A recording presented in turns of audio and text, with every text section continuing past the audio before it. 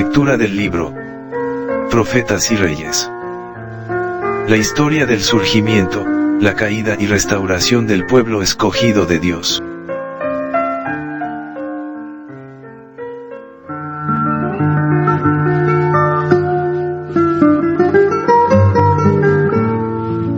Capítulo 10.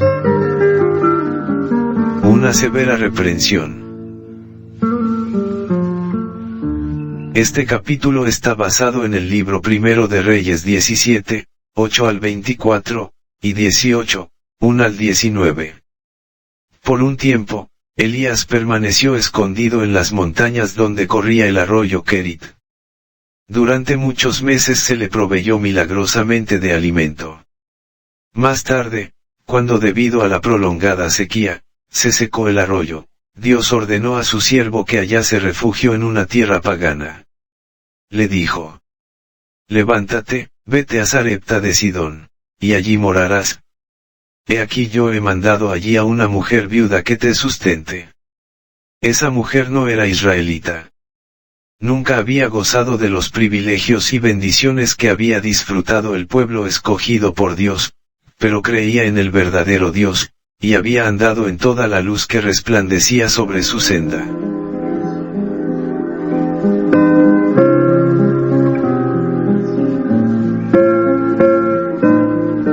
De modo que cuando no hubo seguridad para Elías en la tierra de Israel, Dios le envió a aquella mujer para que hallase asilo en su casa. Entonces él se levantó, y se fue a Sarepta. Y como llegó a la puerta de la ciudad, he aquí una mujer viuda que estaba allí cogiendo cerojas, y él la llamó, y díjole: Ruégote que me traigas una poca de agua en un vaso, para que beba. Y yendo ella para traérsela, él la volvió a llamar, y díjole: Ruégote que me traigas también un bocado de pan en tu mano.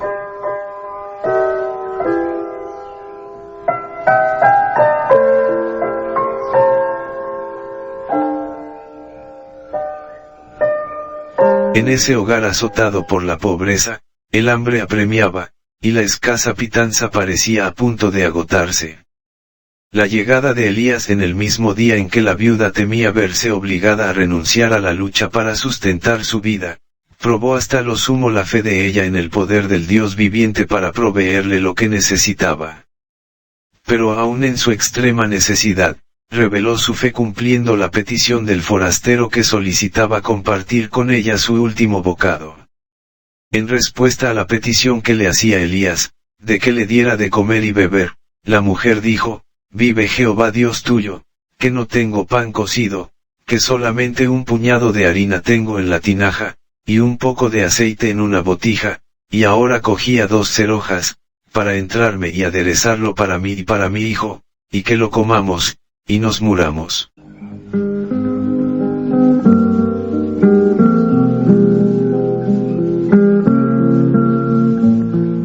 Elías le contestó: No hayas temor, ve, haz como has dicho, empero hazme a mí primero de ello una pequeña torta cocida debajo de la ceniza, y tráemela, y después harás para ti y para tu hijo. Porque Jehová Dios de Israel ha dicho así: la tinaja de la harina no escaseará, ni se disminuirá la botija del aceite, hasta aquel día que Jehová dará lluvia sobre la haz de la tierra. No podría haberse exigido mayor prueba de fe. Hasta entonces la viuda había tratado a todos los forasteros con bondad y generosidad. En ese momento, sin tener en cuenta los sufrimientos que pudiesen resultar para ella y su hijo, y confiando en que el Dios de Israel supliría todas sus necesidades, dio esta prueba suprema de hospitalidad obrando como le dijo Elías.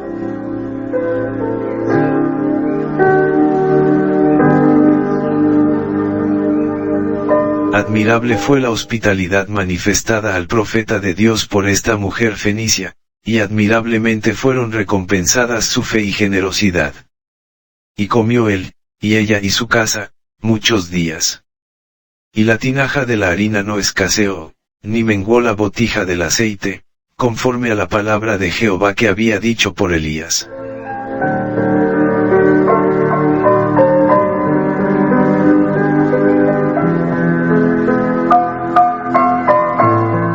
Después de estas cosas aconteció que cayó enfermo el hijo del ama de la casa, y la enfermedad fue tan grave, que no quedó en el resuello. Y ella dijo a Elías, ¿qué tengo yo contigo, varón de Dios? Has venido a mí para traer en memoria mis iniquidades, y para hacerme morir mi hijo. Y él le dijo, dame acá tu hijo.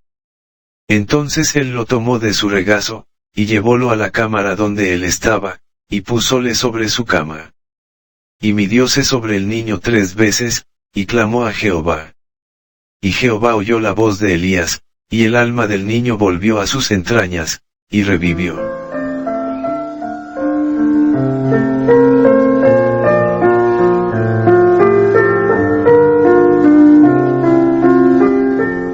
Tomando luego Elías al niño, trájolo de la cámara a la casa, y diólo a su madre, y díjole Elías, mira, tu hijo vive.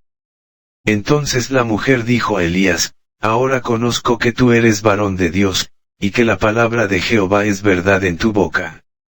La viuda de Sarepta, compartió su poco alimento con Elías, y en pago, fue preservada su vida y la de su hijo.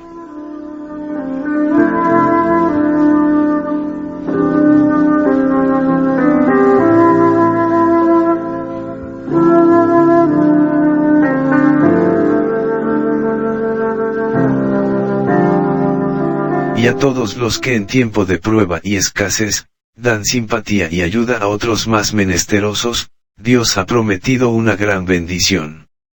Él no ha cambiado. Su poder no es menor hoy que en los días de Elías. No es menos segura que cuando fue pronunciada por nuestro Salvador esta promesa.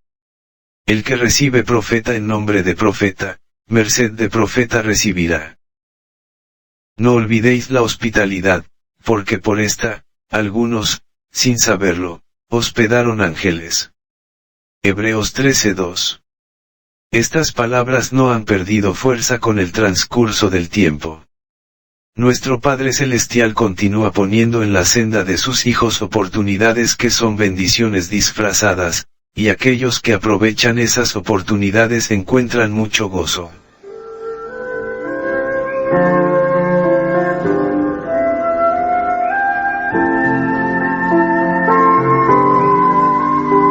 Si derramares tu alma al hambriento, y saciares el alma afligida, en las tinieblas nacerá tu luz, y tu oscuridad será como el mediodía, y Jehová te pastoreará siempre, y en las sequías hartará tu alma, y engordará tus huesos, y serás como huerta de riego, y como manadero de aguas, cuyas aguas nunca faltan. A sus siervos fieles de hoy dice Cristo, el que os recibe a vosotros, a mí recibe, y el que a mí recibe, recibe al que me envió. Ningún acto de bondad realizado en su nombre dejará de ser reconocido y recompensado. En el mismo tierno reconocimiento incluye Cristo hasta los más humildes y débiles miembros de la familia de Dios. Dice él, cualquiera que diere a uno de estos pequeñitos un vaso de agua fría solamente, a los que son como niños en su fe y conocimiento de Cristo, en nombre de discípulo, de cierto os digo, que no perderá su recompensa.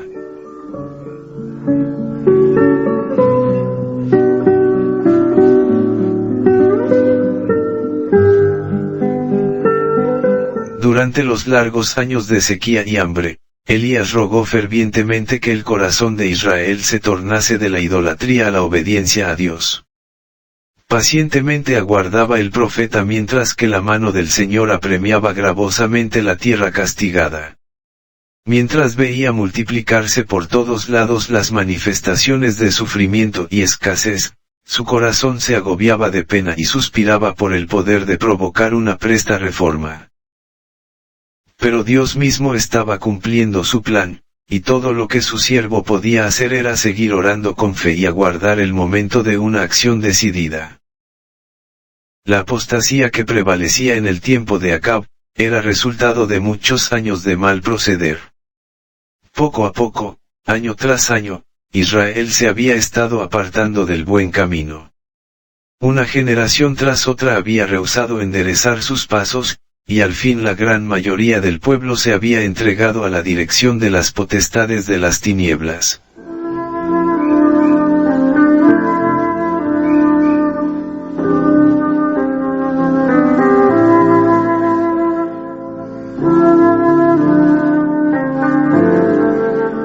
Había transcurrido más o menos un siglo desde que bajo el gobierno del rey David, Israel había unido gozosamente sus voces para elevar himnos de alabanza al Altísimo en reconocimiento de la forma absoluta en que dependía de Dios por sus mercedes diarias. Podemos escuchar sus palabras de adoración mientras cantaban: «Oh Dios de nuestra salud. Tú haces alegrar las salidas de la mañana y de la tarde. Visitas la tierra, y la riegas, en gran manera la enriqueces con el río de Dios, lleno de aguas. Preparas el grano de ellos, cuando así la dispones. Haces se empapen sus surcos, haces descender sus canales, ablándasla con lluvias, bendices sus renuevos. Tú coronas el año de tus bienes, y tus nubes destilan grosura. Destilan sobre las estancias del desierto, y los collados se ciñen de alegría. Vístense los llanos de manadas, y los valles se cubren de grano, dan voces de júbilo, y aún cantan.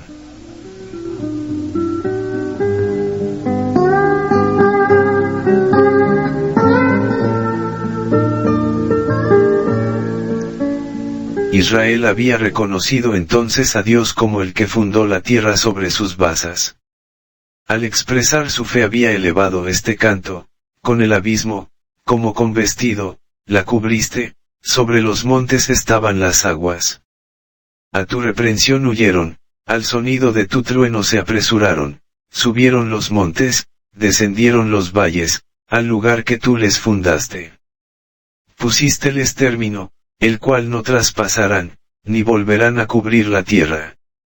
Es el gran poder del Ser Infinito el que mantiene dentro de sus límites los elementos de la naturaleza en la tierra, el mar y el cielo. Y Él usa estos elementos para dar felicidad a sus criaturas.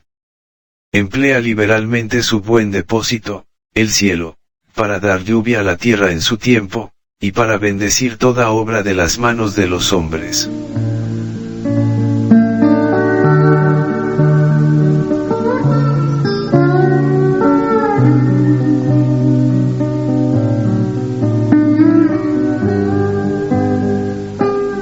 Tú eres el que envías las fuentes por los arroyos, van entre los montes. Abrevan a todas las bestias del campo, quebrantan su sed los asnos montaraces. Junto a aquellos habitarán las aves de los cielos, entre las ramas dan voces. El que hace producir el heno para las bestias, y la hierba para el servicio del hombre, sacando el pan de la tierra. Y el vino que alegra el corazón del hombre, y el aceite que hace lucir el rostro, y el pan que sustenta el corazón del hombre. Cuán muchas son tus obras, oh Jehová. Hiciste todas ellas con sabiduría, la tierra está llena de tus beneficios. Asimismo esta gran mar, y ancha de términos, en ella pescados sin número, animales pequeños y grandes. Todos ellos esperan en ti, para que les des su comida a su tiempo. Les das, recogen, abres tu mano, hártanse de bien.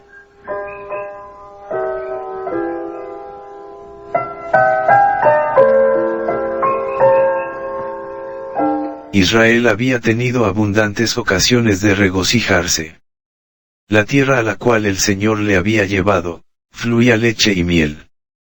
Durante las peregrinaciones por el desierto, Dios le había asegurado que lo conducía a un país donde nunca necesitaría sufrir por falta de lluvia.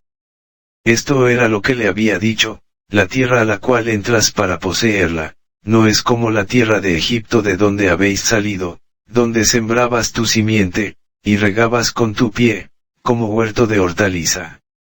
La tierra a la cual pasáis para poseerla, es tierra de montes y de vegas, de la lluvia del cielo ha de beber las aguas, tierra de la cual Jehová tu Dios cuida, siempre están sobre ella los ojos de Jehová tu Dios, desde el principio del año hasta el fin de él.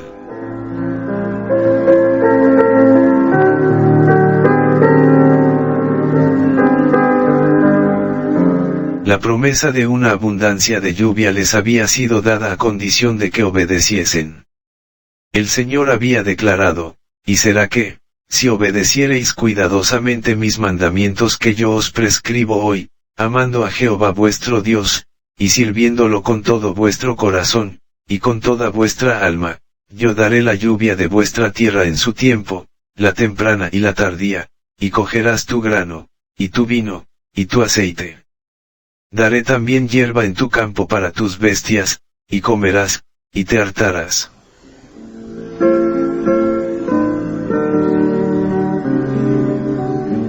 Guardaos pues, que vuestro corazón no se infatúe, y os apartéis, y sirváis a dioses ajenos, y os inclinéis a ellos, y así se encienda el furor de Jehová sobre vosotros, y cierre los cielos, y no haya lluvia, ni la tierra dé su fruto, y perezcáis presto de la buena tierra que os da Jehová.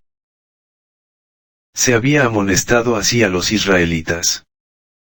Y será, si no oyeres la voz de Jehová tu Dios, para cuidar de poner por obra todos sus mandamientos y sus estatutos, tus cielos que están sobre tu cabeza, serán de metal, y la tierra que está debajo de ti, de hierro. Dará Jehová por lluvia a tu tierra polvo y ceniza, de los cielos descenderán sobre ti hasta que perezcas. Tales eran algunos de los sabios consejos que había dado Jehová al antiguo Israel. Había ordenado a su pueblo escogido, por tanto, pondréis estas mis palabras en vuestro corazón y en vuestra alma, y las ataréis por señal en vuestra mano, y serán por frontales entre vuestros ojos. Y las enseñaréis a vuestros hijos, hablando de ellas, ora sentado en tu casa, o andando por el camino, cuando te acuestes, y cuando te levantes. Estas órdenes eran claras, sin embargo con el transcurso de los siglos, mientras una generación tras otra, olvidaba las medidas tomadas para su bienestar espiritual, las influencias ruinosas de la apostasía amenazaban con arrasar toda barrera de la gracia divina.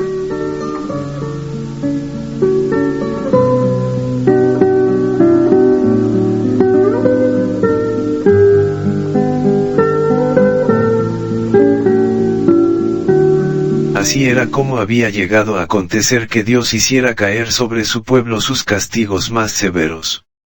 La predicción de Elías recibía un cumplimiento terrible. Durante 3 años, el mensajero que había anunciado la desgracia fue buscado de ciudad en ciudad y de nación en nación. A la orden de Acab, muchos gobernantes habían jurado por su honor que no podían encontrar en sus dominios al extraño profeta. Sin embargo, la búsqueda había continuado, porque Jezabel y los profetas de Baal aborrecían a Elías con odio mortal, y no escatimaban esfuerzo para apoderarse de él.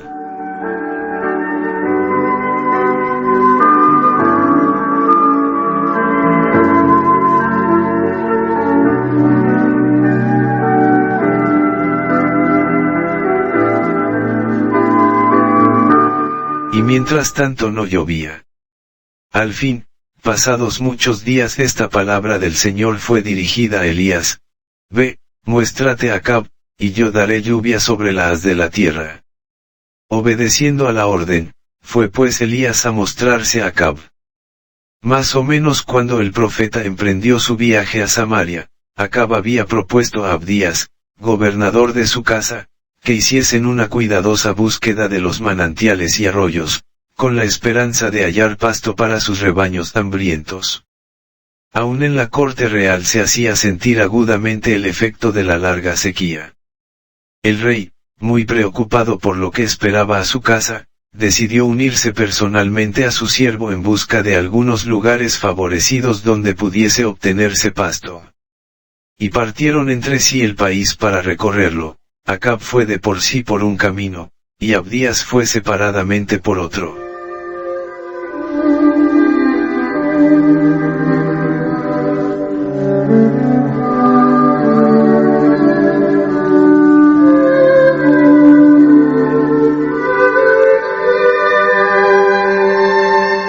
Y yendo Abdías por el camino, topóse con Elías, y como le conoció, postróse sobre su rostro, y dijo: ¿No eres tú mi señor Elías? Durante la apostasía de Israel, Abdías había permanecido fiel. El rey, su señor, no había podido apartarle de su fidelidad al Dios viviente. Ahora fue honrado por la comisión que le dio Elías: Ve, di a tu amo, he aquí Elías. Aterrorizado, Abdías exclamó, ¿en qué he pecado, para que tú entregues tu siervo en mano de Acab para que me mate? Llevar un mensaje tal a Acab era buscar una muerte segura. Explicó al profeta, vive Jehová tu Dios, que no ha habido nación ni reino donde mi Señor no haya enviado a buscarte, y respondiendo ellos, no está aquí, él ha conjurado a reinos y naciones si no te han hallado y ahora tú dices, ve, di a tu amo, aquí está Elías. Y acontecerá que, luego que yo me haya partido de ti, el Espíritu de Jehová te llevará donde yo no sepa, y viniendo yo, y dando las nuevas a Acab, y no hallándote él, me matará. Con intenso fervor Abdías rogó al profeta que no le apremiara. Dijo, tu siervo teme a Jehová desde su mocedad. ¿No ha sido dicho a mi señor lo que hice, cuando Jezabel mataba a los profetas de Jehová, que escondí 100 varones de los profetas de Jehová de 50 en cuevas, y los mantuve a pan y agua, y ahora dices tú, ve, di a tu amo, aquí está Elías, para que él me mate?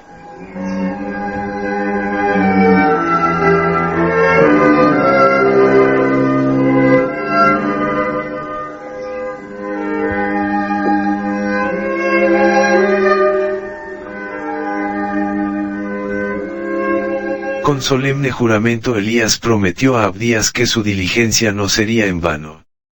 Declaró, vive Jehová de los ejércitos, delante del cual estoy, que hoy me mostraré a él. Con esta seguridad, Abdías fue a encontrarse con Acab, y diole el aviso. Con asombro mezclado de terror, el rey oyó el mensaje enviado por el hombre a quien temía y aborrecía, a quien había buscado tan incansablemente.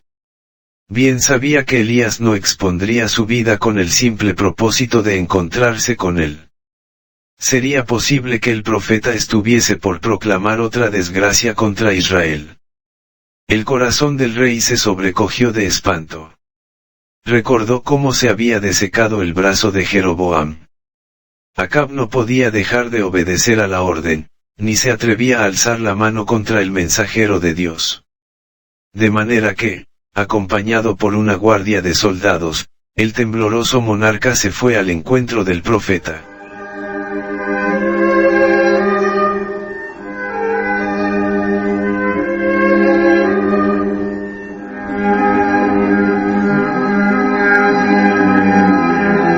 Este y el rey se hallan por fin frente a frente.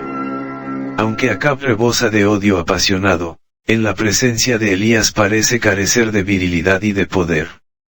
En las primeras palabras que alcanza a balbucir, eres tú el que alborotas a Israel, revela inconscientemente los sentimientos más íntimos de su corazón.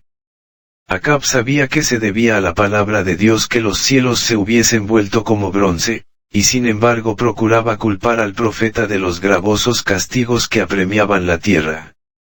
Es natural que el que obra mal, tenga a los mensajeros de Dios por responsables de las calamidades que son el seguro resultado que produce el desviarse del camino de la justicia.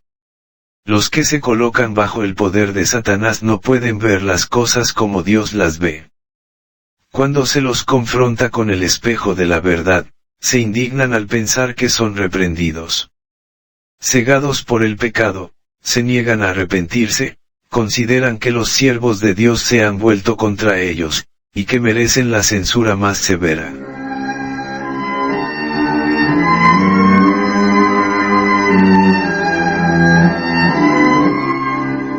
De pie, y consciente de su inocencia delante de Acab, Elías no intenta disculparse ni halagar al rey. Tampoco procura eludir la ira del rey dándole la buena noticia de que la sequía casi terminó. No tiene por qué disculparse. Lleno de indignación y del ardiente anhelo de ver honrar a Dios, devuelve a Acab su imputación, declarando intrépidamente al rey que son sus pecados y los de sus padres, lo que atrajo sobre Israel esta terrible calamidad. Yo no he alborotado a Israel, asevera audazmente Elías, sino tú y la casa de tu padre, dejando los mandamientos de Jehová, y siguiendo a los Baales. Hoy también es necesario que se eleve una reprensión severa, porque graves pecados han separado al pueblo de su Dios. La incredulidad se está poniendo de moda aceleradamente. Millares declaran, no queremos que éste reine sobre nosotros.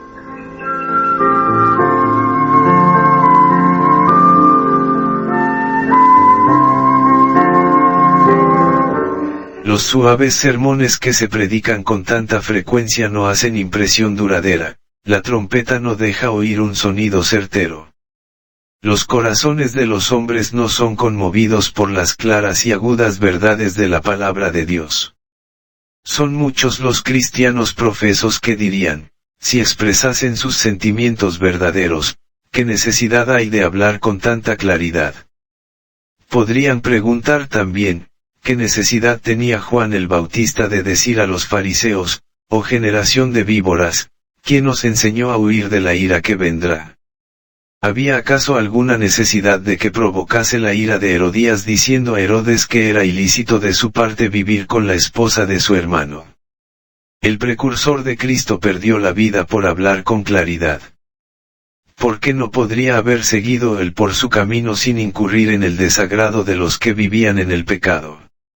Así han arguido hombres que debieran haberse destacado como fieles guardianes de la ley de Dios, hasta que la política de conveniencia reemplazó la fidelidad, y se dejó sin reprensión al pecado.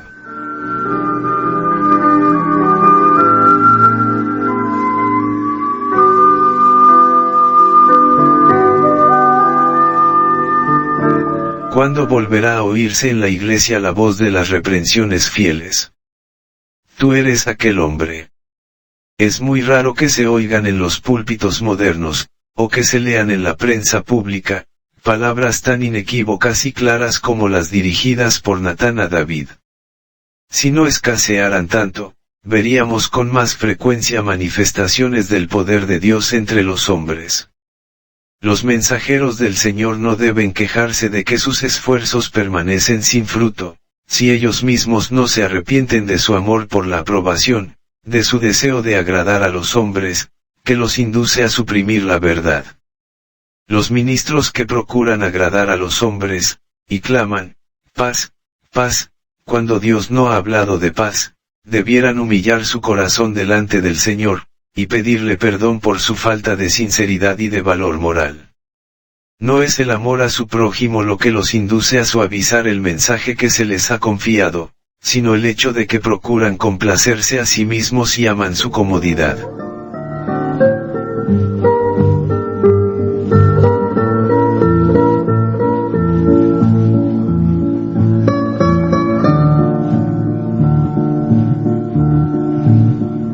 El verdadero amor se esfuerza en primer lugar por honrar a Dios y salvar las almas.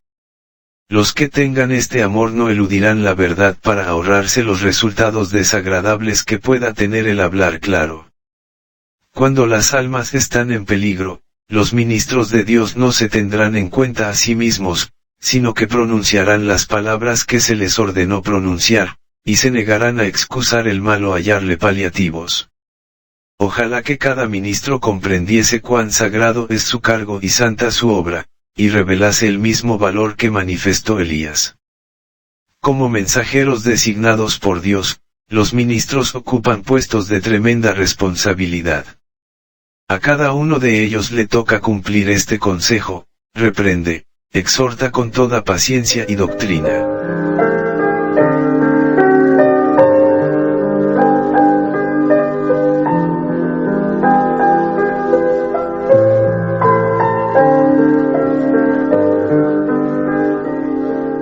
Deben trabajar en lugar de Cristo como dispensadores de los misterios del cielo, animando a los obedientes y amonestando a los desobedientes. Las políticas del mundo no deben tener peso para ellos. No deben desviarse de la senda por la cual Jesús les ha ordenado andar. Deben ir adelante con fe, recordando que los rodea una nube de testigos. No les toca pronunciar sus propias palabras, sino las que les ordenó decir uno mayor que los potentados de la tierra. Su mensaje debe ser: así dijo Jehová.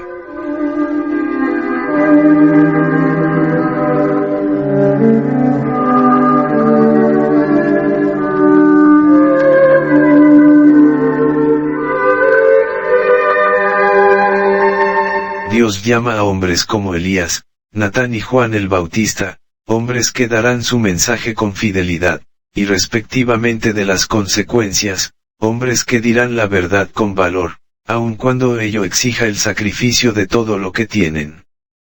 Dios no puede usar hombres que, en tiempo de peligro, cuando se necesita la fortaleza, el valor y la influencia de todos, temen decidirse firmemente por lo recto. Llama a hombres que pelearán fielmente contra lo malo, contra principados y potestades, contra los gobernantes de las tinieblas de este mundo, contra la impiedad espiritual de los encumbrados. A los tales dirigirá las palabras: bien, buen siervo y fiel, entra en el gozo de tu Señor.